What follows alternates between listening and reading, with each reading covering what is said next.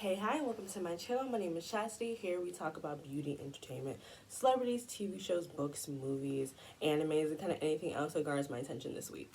So today we're talking about something that I don't actually talk about heavily in my real life, which is fan fiction because oh girl, I have a really long history with fan fiction, which I will delve into that my time in fandom culture, especially.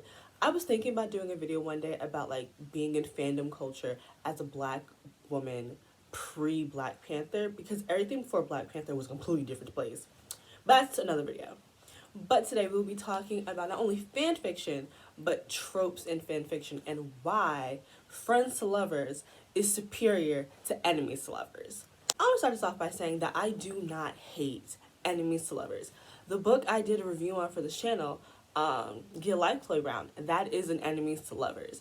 And I love that book. So I don't hate enemies to lovers. But when we're talking about the sphere of fan fiction, because fan fiction, enemies to lovers, is so drastic compared to published works that wasn't originally a fan fiction. That enemies to lover is completely different. So think, like I said, Get Life, Chloe Brown, the most notorious enemies to lovers, Pride and Prejudice. That it's just that enemies is just witty banter and kind of going off each other, but the enemies to lovers tropes in fan fiction is a completely different place.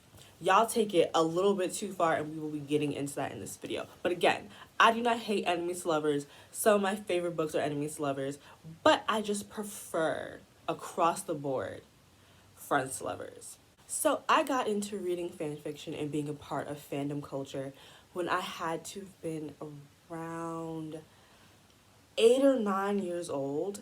And I got into it via anime. In more particular, I got into it from watching Naruto. And that's kind of how my love for fandom culture and fan fiction started. The mediums in which people read fan fiction, I think I pretty much was at one point a part of every single site at one point. I had a live journal account, okay? We taking it back, okay? I don't know if many people even know today what LiveJournal was, but I used to be on LiveJournal all of the time, okay, when I was far too young to be reading fan fiction. Honestly, how young I was reading fan fiction, this Chastity makes so much sense. But I was on LiveJournal. I remember, do y'all remember Quizilla? And I'm talking about, I was a part of that when okay, so at one point Quizilla was just quizzes. That's all it was. You go on there, you take your little quizzes. And then there was a shift on the site. And then you were able to actually post long form content. And I feel like Quizilla in its early days was one of the first places where I saw, my emo boyfriend fan fiction and bad boy, that low key, high key started on Quizilla, Quiet as it kept. It really started over there. Okay, with those original characters and doing the emo boyfriend. Do you remember the age of emo boyfriend fan fiction? That was a crazy time, a really long period of time. Okay, so I go from Quizilla all the way to Gaia Online. Now, this is another site that I feel if you wasn't a part of it, you had no idea this existed. So Gaia Online is an anime themed social media site. Not social media site, but a social networking site. In the beginning, it was just forums, and then the platform transformed into think how Club Penguin was, where on Club Penguin you had your penguin avatar. On Gaia Online you had this little animated character, and you could change their skin tones.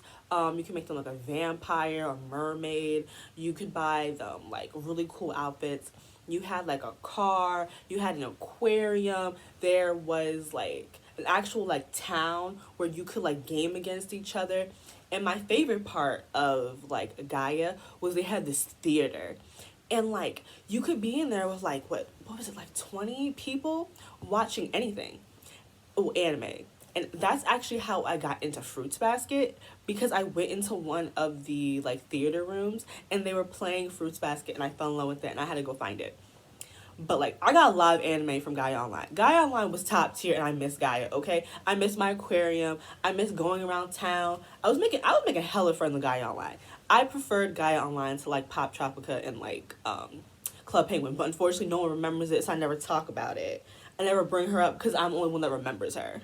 Then I went over to like DeviantArt. Do y'all DeviantArt? Okay, the good times. Because I'm a person who I'm not good at art, but I really do appreciate people who are good at art. And when you are part of fandom culture, all right, DeviantArt was the place because you had your fire like fanfics, and then you had some crazy amazing artwork that fans were making. It was like I actually really got into that community, and I had a lot of friends. I feel like I've never deleted my account over there. I feel like that account has to be like almost 10 years old. I've been on DeviantArt for a very, very long time.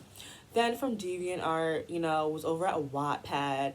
I'm unfortunately one of the original people that read After. I'm sorry. I'm part of the reason that terrible book is now a movie. I was like 14. I didn't know any better. Okay, like I'm telling you, that's also the bad boys, the emo boyfriends, girls getting sold to famous band members. Do you remember that the amount of fan fictions of like girls being sold to One Direction and like Five Sauce was weird?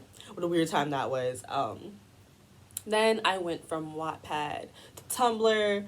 Tumblr, the place. If you was part of fandom culture and you like reading fan fiction, Tumblr became that girl, okay?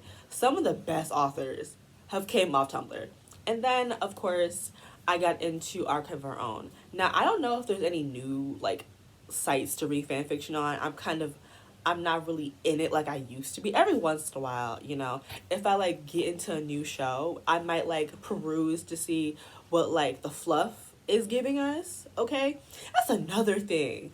I remember when like explicit fan fiction was called like lemon, and when it was like just a little bit spicy, it was called lime. I feel old. Listen, I've put years into this fan fiction fandom culture. I personally have never wrote any fan fiction just because I don't like writing other people's characters. I don't. I have no issue writing in a universe that's not mine, but characters have to be my own. But yeah, like I've been in fandom culture for at least 10 years. I say at the barest of minimums, I've been part of fandom culture for 10, 13-ish years. Like, it's been a real long time and not all at once. So, if you're into fan fiction or, like, fiction literature, period, we are all aware of tropes. But if you don't know what a trope is a reoccurring literary and rhetorical devices, motifs, and cliches in creative works. So there are hundreds of thousands of tropes, all right? I think one of the two most popular and most used is friends to lovers and enemies to lovers.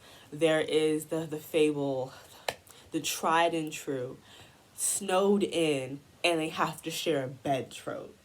I love me a good snowed in, gotta share one bed trope. Listen, okay? Young Chastity gobbled it up. Okay, there's tropes about like there's like the single parents trope, like the teacher who's dating someone's single parent trope. That's a big one. That's definitely a big one. Neighbors. Roommates. Stop it. They were roommates. Listen, I love a good two friends fall in love. I do roommates because roommates kind of toes the line between like friends to lovers or complete strangers falling in love. But you know what I mean. There are hundreds and thousands of tropes. My favorite is, in fact, friends to lovers. Okay, it just got a different je ne sais quoi to it than all the others. And actually, I think if I remember correctly, there was like a poll, and like the number one voted trope was friends to lovers. Right side of history. So like I've been saying, friends to lovers is one of my favorite tropes. I enjoy the slow realization that someone you view as your best friend could also be the person you're supposed to spend the rest of your life with. I know people talk about like the tension and enemies to lovers, but y'all don't fully understand like the true tension between two people who they can't even tell if they're flirting anymore. Is this just how they naturally are together? Or is this just them having this chemistry and this fight? Like, listen.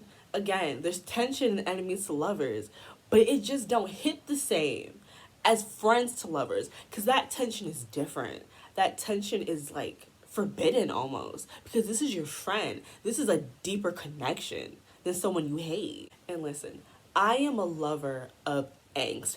I want to suffer while I'm reading some fan fiction. I want to go through emotional turmoil while I'm reading these chapters, okay? And the angst in friends to lovers is essential.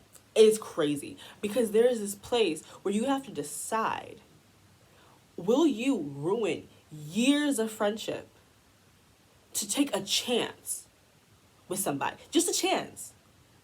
Just because you're good friends don't make you a good couple. Like, you don't know that. And there's so much angst in that. The fear of ruining a friendship, the constant overthinking each and every one of your interactions together, whether they called you cute because they're just your friend, or because they intrinsically feel that about you, that you are the cutest, most attractive person you ever met. You're overthinking every time your hands brush against each other, every time you guys laugh and you make eye contact. Every interaction is combed through over and over again, and you're just being like, no, it's not really like that. He don't see me like that. She don't see me like that. It's just something about all of that angst. It just feels good to read. Just someone, cause I don't know. I'm a little bit of a masochist when it comes to my fan fiction, because like I said, I want to suffer. I want to be in a place where I feel like these two might not even get together. I want to go through it. Put me through it all. I want to go through 47 emotions in 10 chapters. I surely do. In friends to lovers, there's just so much more at stake. There's more to lose. Because the thing is, when someone's your enemy and like the relationship don't work out, that's easy to cut off and drop. You know what I mean? It's like we never were friends. We never had something real. So we can just go. Like, this really ain't much. But when someone is your friend and their life is entangled in yours, there's so much more to lose.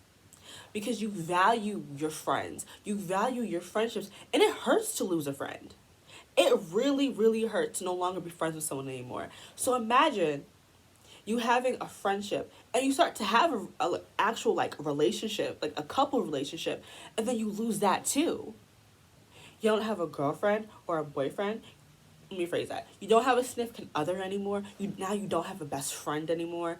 Like, there's so much more that you lose. There's so much more to overthink. And then a lot of times people just stay friends because of that. Because nothing is worse than losing a friend. You can bounce back from losing a boyfriend, girlfriend, whatever. But like a friend, a lifelong friend at that? Again, I enjoy suffering, okay? I'm a big lover of a slow burn, okay? I'm not, especially if there happens to be sex in the story or whatever. I don't just want no plot, because I know. I read too many books. I need a good plot. And a slow burn, okay? I'm talking about they don't do nothing until like the second to last chapter. Give it to me. I want it. I want to go through this will they, won't they, all right? I love a good slow burn, and the slow burn and a friend's lover is just different because the tension is different. The tension is so different in a friend's to lovers. It's watching this person you deeply care about have crushes on other people, fall in love with other people and get in relationships with them, having them probably talk to you about their sex life with people who aren't you. That person being that other person's cheerleader simply because they love them so much, they just simply want them to be happy even if it's not with them. That's pure sacrifice. I love a bleeding heart. I love someone giving up everything for someone else to be happy. All of the missed opportunities between the two of you, one of you being in a relationship while the other one's single, and now the other person is finally single, but now you're in a relationship now. All those missed love connections because you guys can just never align being single up at the same time. Are you all of this? Y'all want that? Do y'all really not want to go through this with me? Like, what? Again, I can't stress this enough. Sacrificing your own feelings so they can be happy with someone else. Man, something wrong with me because I just want to see people suffer, okay? I want the girlies going through it in these chapters. I want anguish. I feel like y'all don't understand. Like, I want the slow burn. I want the tension. I want the angst. And I feel like in fan fiction, I'm not talking about just fiction, like printed literature. I'm talking about in fan fiction, I just feel like friends to lovers is usually always done better than enemies to lovers. Because I'm about to get into enemies to lovers and fan fiction. Okay. Like I said earlier, enemies to lovers in fan fiction is a completely separate entity to enemies to lovers in printed literature, not based off of fan fiction. Y'all do incredibly too much in fan fiction for enemies to lovers. I feel like enemies to lovers should not be the way y'all are doing it, because some of these fan fictions I've read with enemies to lovers, most of them honestly, it's brutal. It's no, it's not even borderline.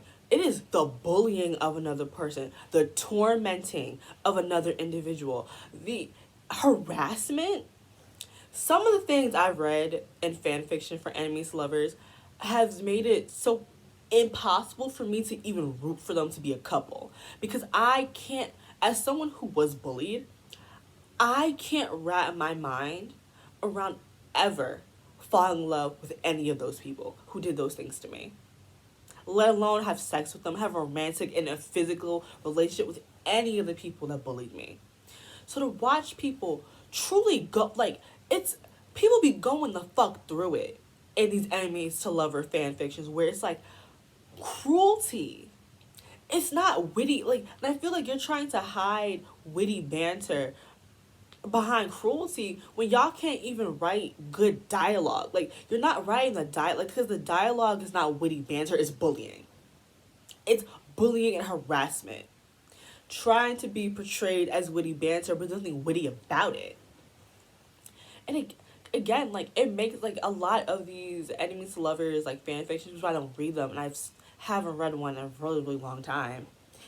I can't get into it because I can't root for the relationship, because I want neither of y'all together. You're both terrible fucking people, or one of you, I absolutely hate when someone is horribly mean to a super nice person that doesn't give the energy back to them, and they're just kind of like a doormat who gets walked all over. That's not a relationship. I want you to know that what happened sexually there was coercion. You have taunted and bullied and picked and poked and poked and poked at this person, and then you impose your sexual feelings on them.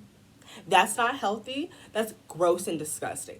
Again, okay, because I feel like talking about the enemies to lovers, like, trope, I would have to start talking about BDSM and kink culture. I really don't want to, but far too many enemies to, like, lover relationship are also tied to BDSM culture. That's a problem.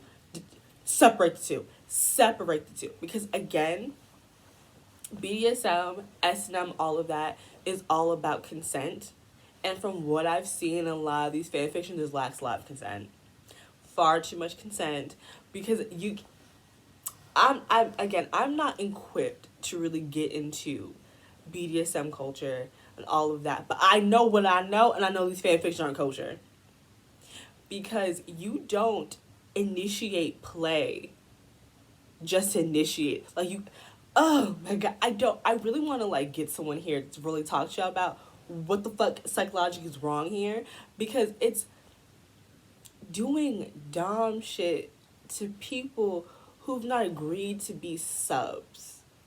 You know?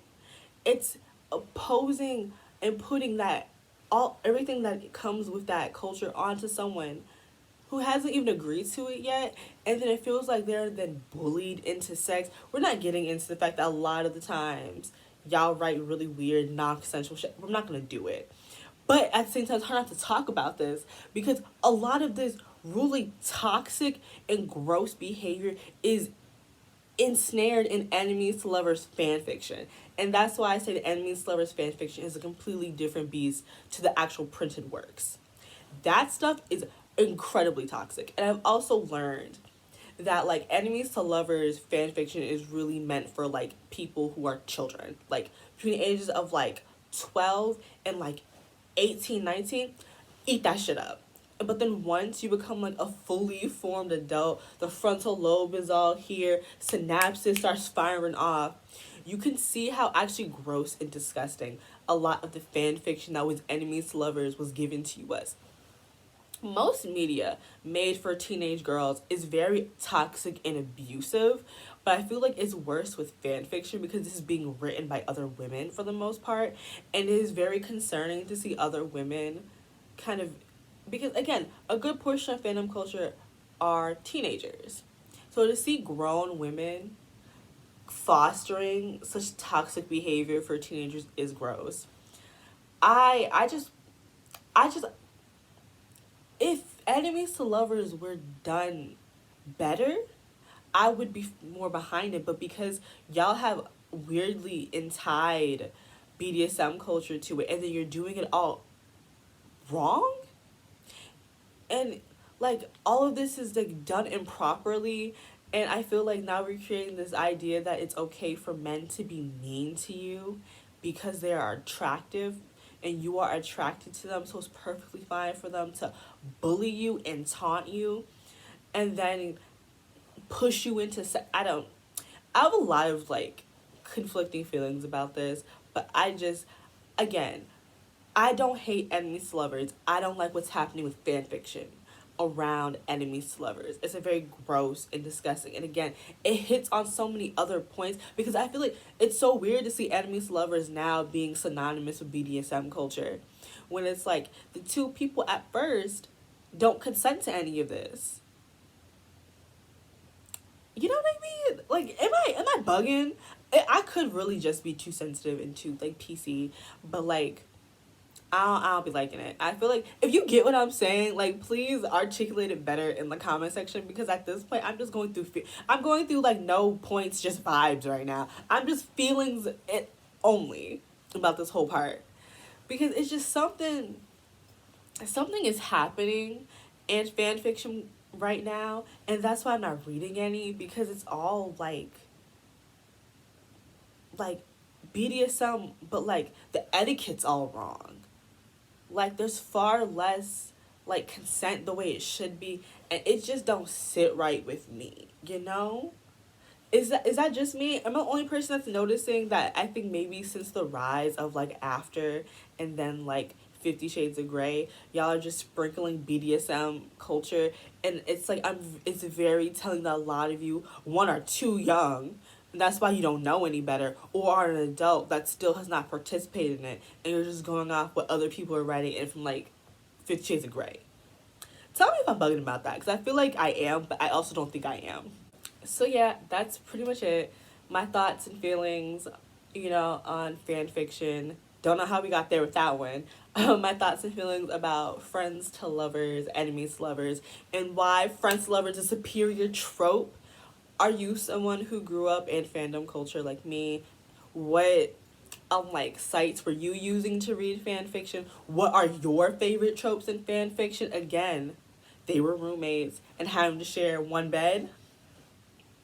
Those them girls, okay? Again, not even just like your favorite tropes in like fan fiction. What's your favorite tropes in like fiction, period? Because a lot of it does overlap. But today I really want to talk about fan fiction, because fan fiction played a really huge part in the mess you see today. She was created because she read way too much fan fiction far too young. Far too young. But yeah, that's pretty much it. Don't forget to like, comment, and subscribe, and I will see you guys in my next one. Bye, guys.